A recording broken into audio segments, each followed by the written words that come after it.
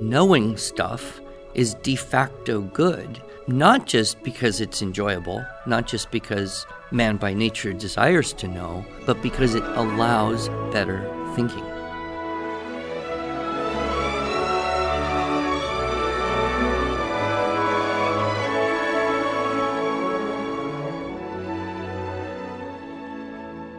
Hello, and welcome to the Arts of Language podcast with Andrew Pudewa, founder of the Institute for Excellence in Writing, or as many like to say, IEW.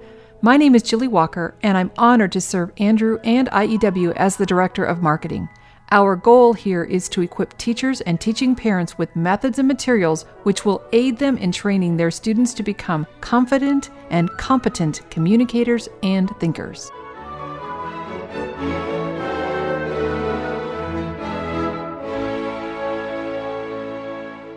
So if you're just joining us in part 2 of Thinking and really just don't have time to go back to part 1, let me first of all encourage you to go back and listen to it because it was very thought-provoking. But also just give you a quick recap. We talked last time about listening, speaking, reading, writing, and Andrew, you called thinking the quintessence of language arts.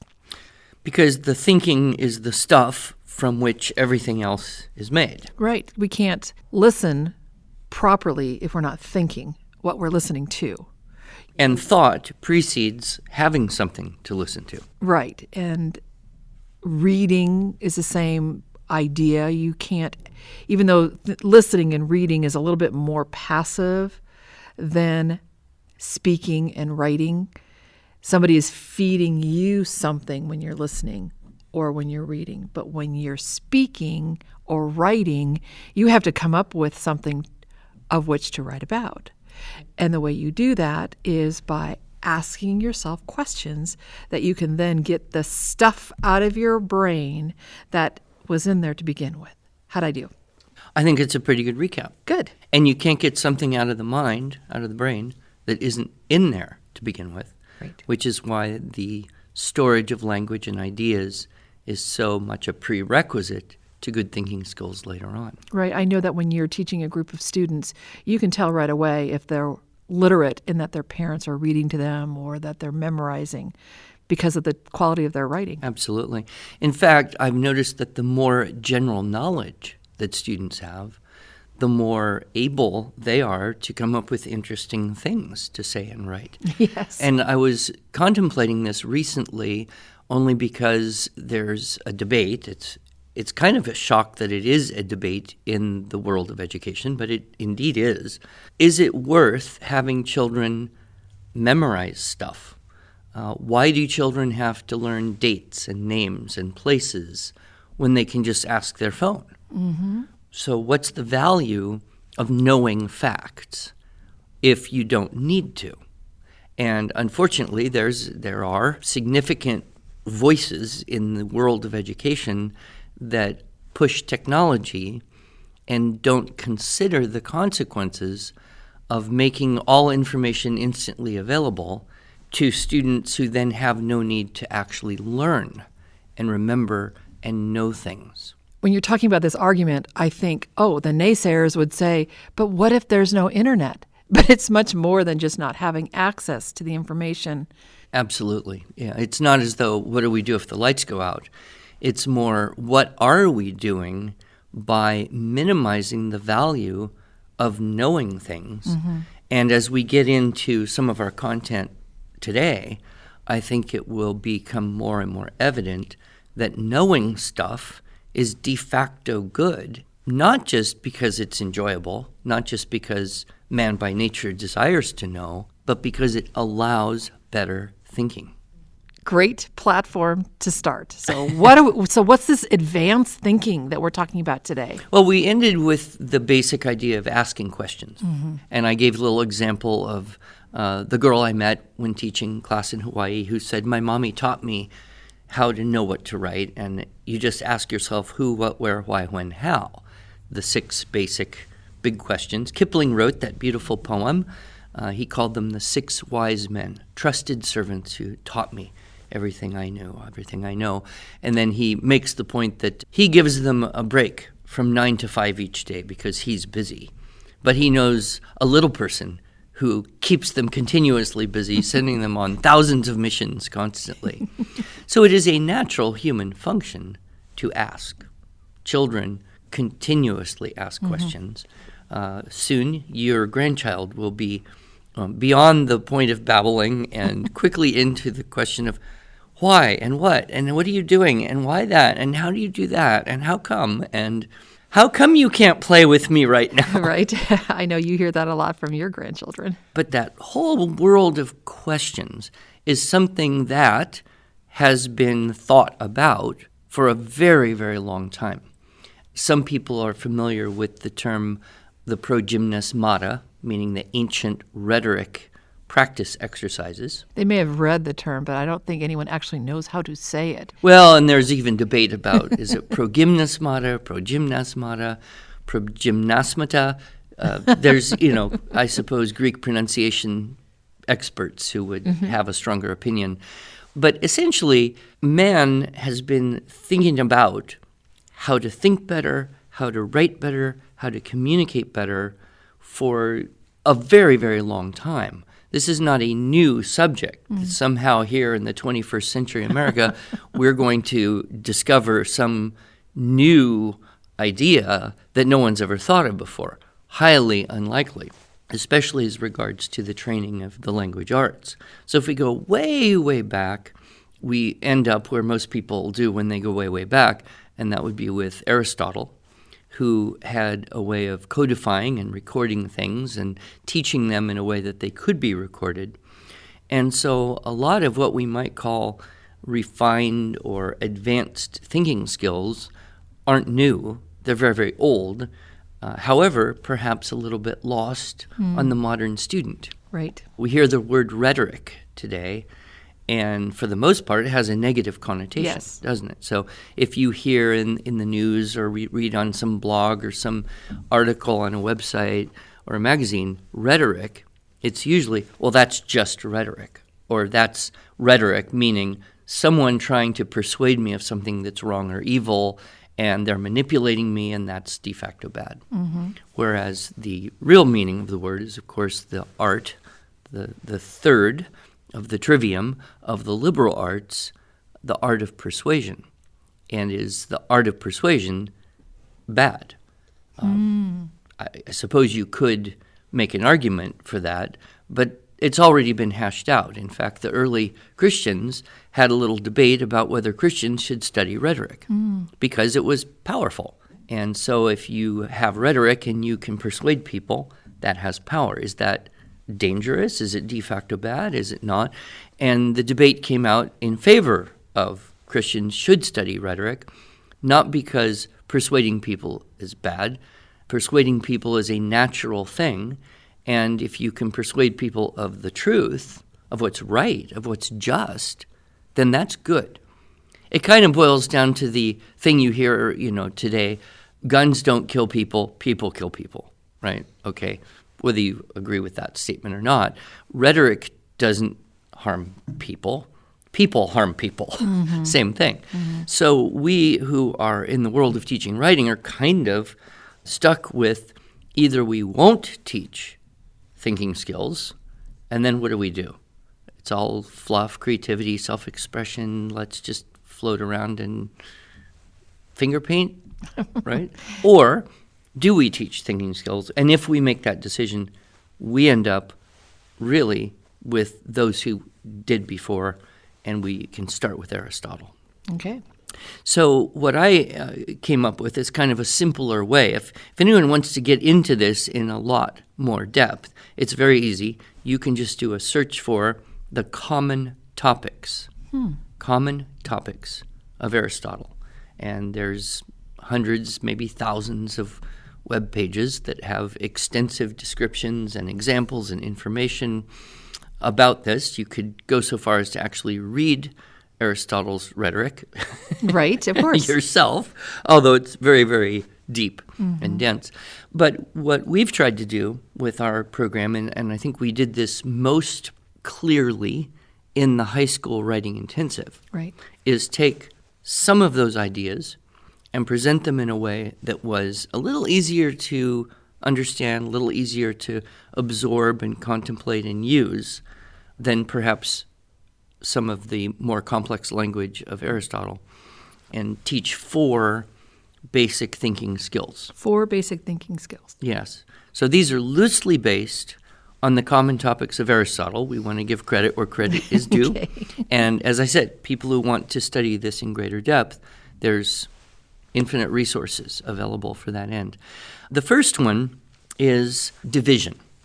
I kind of discovered this in the beginning of my teaching of students, the creative writing unit 7, which now, of course, we call inventive writing. But that process, okay, you want to write about something, name the thing. You want to write about your house, your mother, friendship, trees, the Apollo space program, pocket lint, anything. One of the first things you have to be able to do to make progress is the skill of division. So what are the things about? What are the aspects of? What are the topics pertaining to that thing? And that's division. That's division. Because I remember you doing that with my kids, that'd be about 20 years ago, and you just said, let's just brainstorm topics. Right. So you have one big thing, whatever it is, and you break that into smaller parts of that, and that allows you to think about that thing better. So we'll pick one of your most loved places and one of my most despised places, Disneyland. Love it. Right? So write about Disneyland. Well, now, if you don't go through a process with a student, they might start writing sentences. Disneyland is really fun. It is really fun because it is really cool, and there's a lot of fun stuff, and there's awesome rides and fun stuff to do, and it's just really, really great. Okay, now where do you go from there, right? You've had an emotional response to Disneyland, but that doesn't get you into it, do you see? So before you ever write a sentence, what do you want to do? Look at Disneyland and break it into its parts. What are some of the elements, some of the aspects of, some of the topics pertaining to Disneyland? Well, the rides. Everybody, of course, talks about the rides. Sure. The amazing plants. They take great care of the plants at Disneyland. I've never noticed that. Yeah. Okay, the plants. The restaurants. Restaurants. The magic. Just how thoughtful everything is woven together that makes it Can you a see magical the place. look of disgust on my face? Okay, Yes. The magic. But don't forget about some of the horrible things, too. Well, it's crowded. Crowds, lines, stupid characters walking around all over the place. And if it's too windy, they can't shoot off the fireworks, which always makes us sad Disappointments. at the end of the day. And then there's the ultimate thing, small world. I love Small World. Oh, okay. But now, what's interesting is we might approach this from different angles because we have a different attitude about being at Disneyland. However, now we've had not just Disneyland, but we see into Disneyland, which means now we could talk about, the restaurants in particular, or the rides, or the lines, or the plants, which I'd have to go back and look again since I know nothing about them, or the characters, or the little prison where they keep lost children, which I have personal experience with. I have too.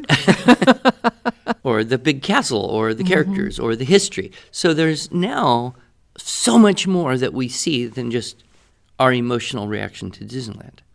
Now, that's easy. It's a complex thing with lots of parts to it. Take something a little more abstract. Friendship. What are some aspects, things about topics pertaining to friendship? Right. So the need for friendship. Need. Qualities of a good friend. Good. Types of friendships. Things that a friend might have in common. Loyalty. Yeah. Good. Activities. Famous friendships. Good. Okay, so now we've seen not just friendship, but we've seen into friendship. And so that seeing into the thing is allowing us to apprehend it, to understand it better than we did before we took that, 30 seconds to do that exercise. So when I teach the Unit 7 to parents and teachers, I'm always saying, this is a teachable, trainable skill.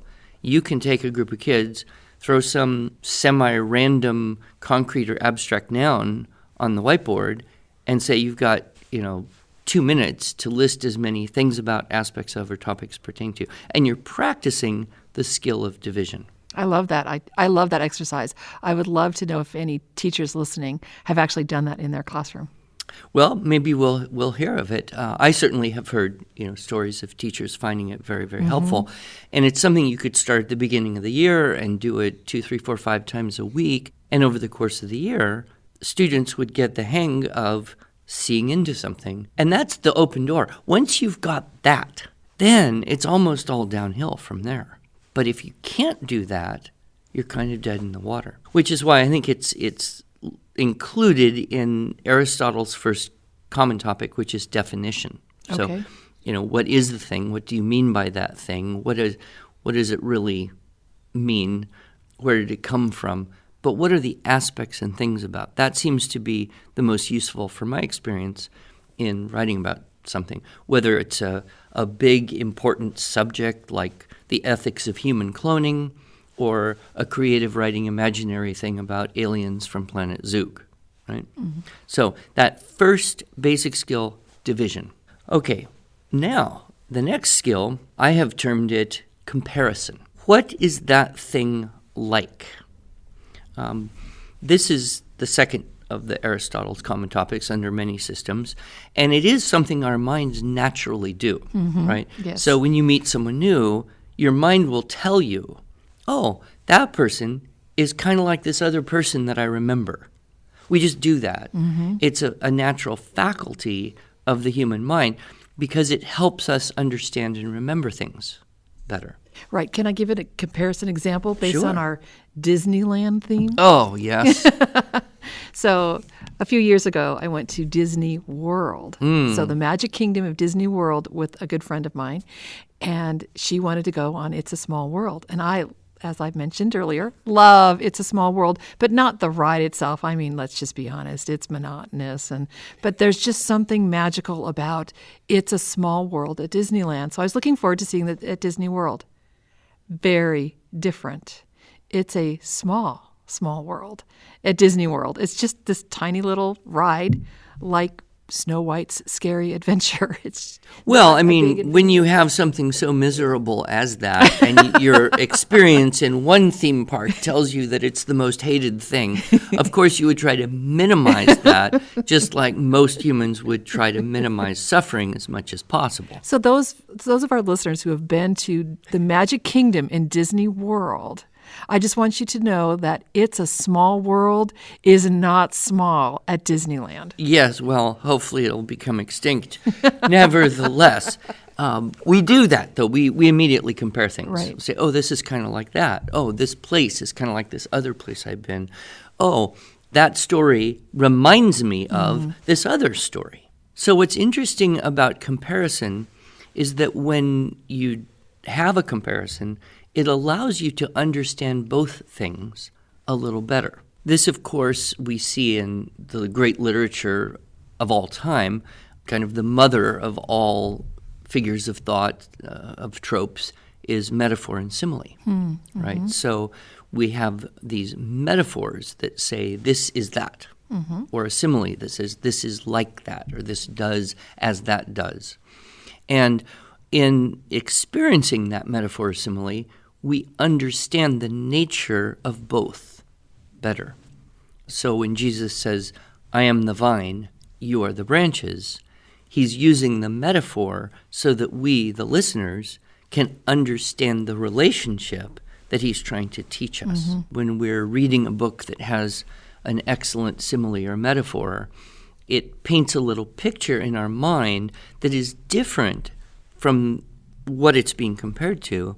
But because of that, we then understand that thing we're looking at, we're hearing, we're imagining better, if it's a good simile or metaphor. Sometimes if it's not a good one, it can be a little distracting, and we think, what was that all about? I remember you bringing to me, and I actually read these ridiculous metaphors in our advanced spelling and vocabulary course as just kind of like a little interlude of humor. Yes. And we'll post some of those on our show Well, notes, and if we do a podcast on humor Oh, at some yes. point, we could bring some of those in. But because there's humor in absurdity. Yes. But that natural faculty that we have, we can actually do it more intentionally.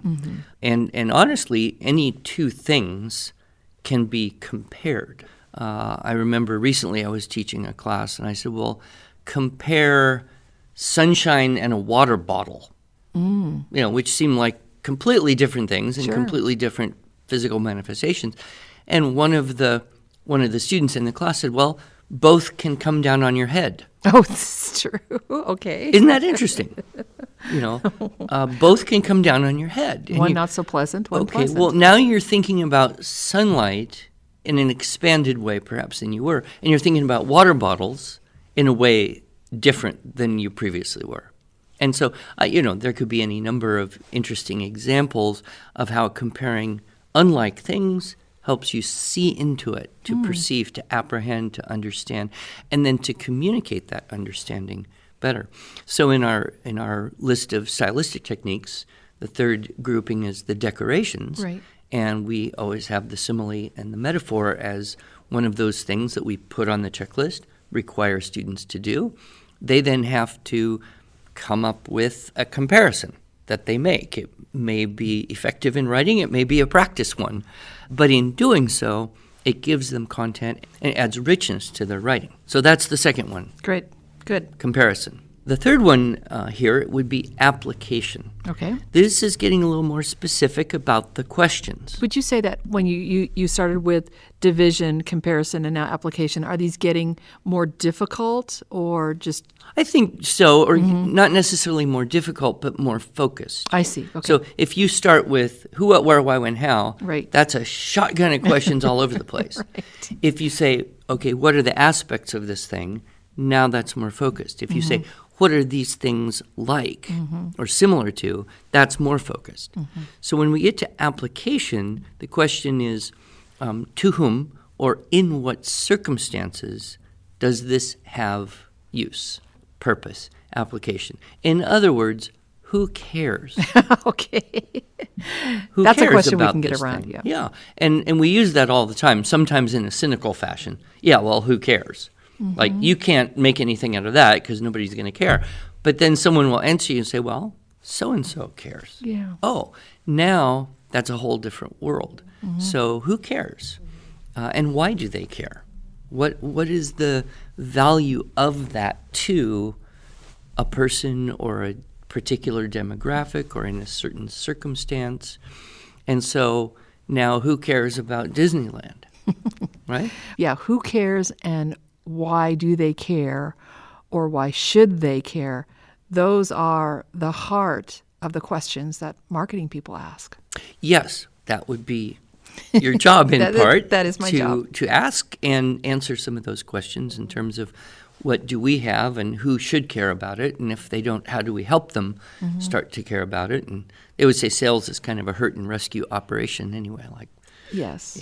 if they feel that they are lacking, the pain of not having what we can offer them. The pain of not knowing how to teach your children to think. Here we are, ready to rescue you from certain failure in other Okay, areas. I think that's enough for now. But that is a very interesting question because it opens up a new door of how to think about something. And if you're trying to write, even a simple thing, let's say you're writing about your dog. So who has feelings or thoughts or who has an interest in your dog? Now that's going to add content, that's going to add depth, that's going to add insight. That kind of leads into the last one we can talk about today, which is significance. Okay.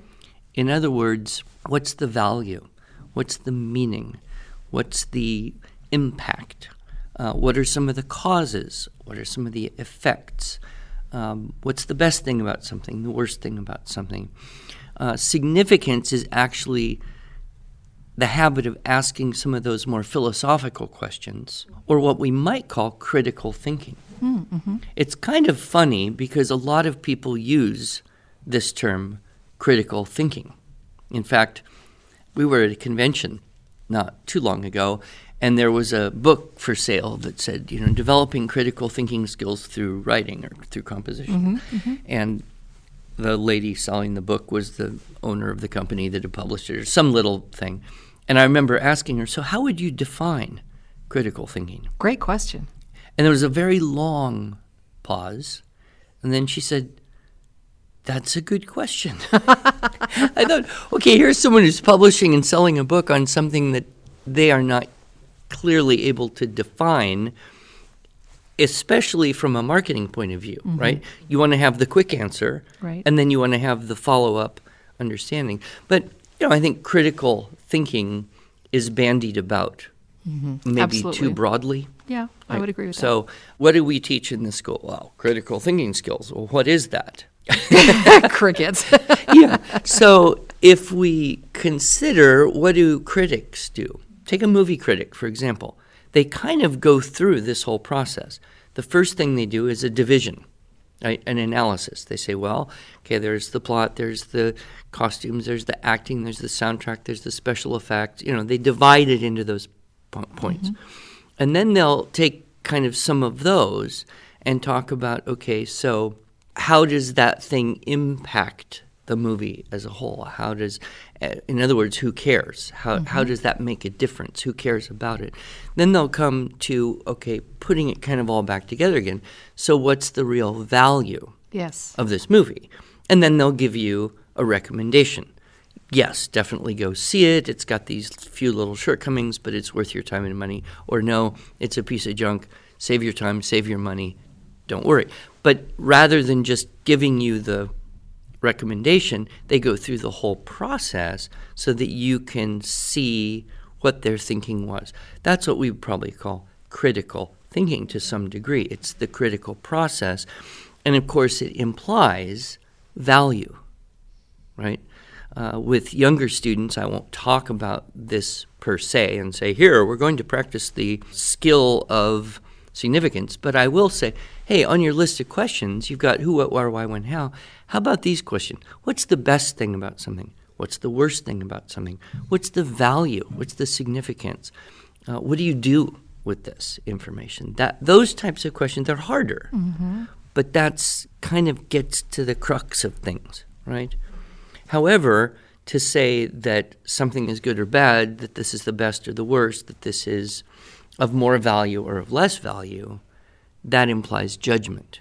And so critical thinking implies judgment. However, you wouldn't get too far if you opened up a school and say, we teach critical thinking skills. Well, what's that? Judgment. Right? Because what's the motto of the young people today? Well, everyone is right. Yeah, don't judge. Don't judge. Everything's of equal value.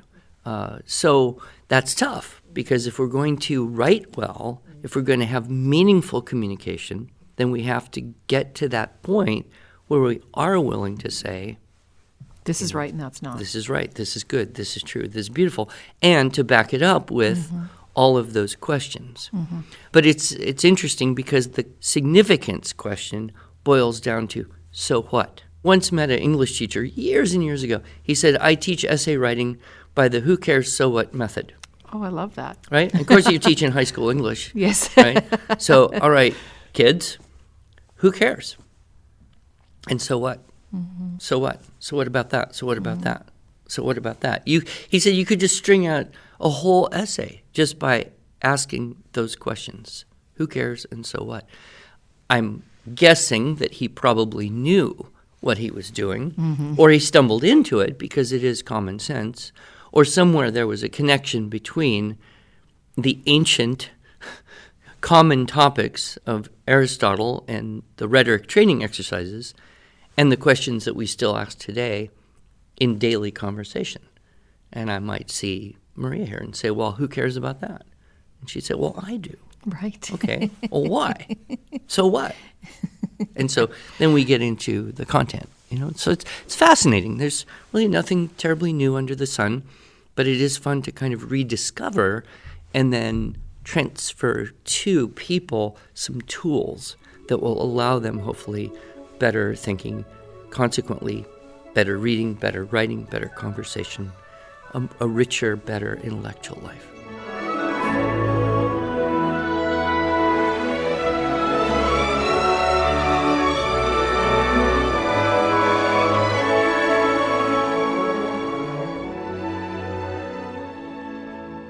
Thanks so much for joining us. If you enjoyed this episode and want to hear more, you can subscribe to this podcast in iTunes or Stitcher, or just visit us each week at iew.com/podcast. Until then, on behalf of Andrew Poudois and the team at IEW, I thank you for the privilege of allowing us to partner with you on this educational journey toward better listening, speaking, reading, writing, and thinking.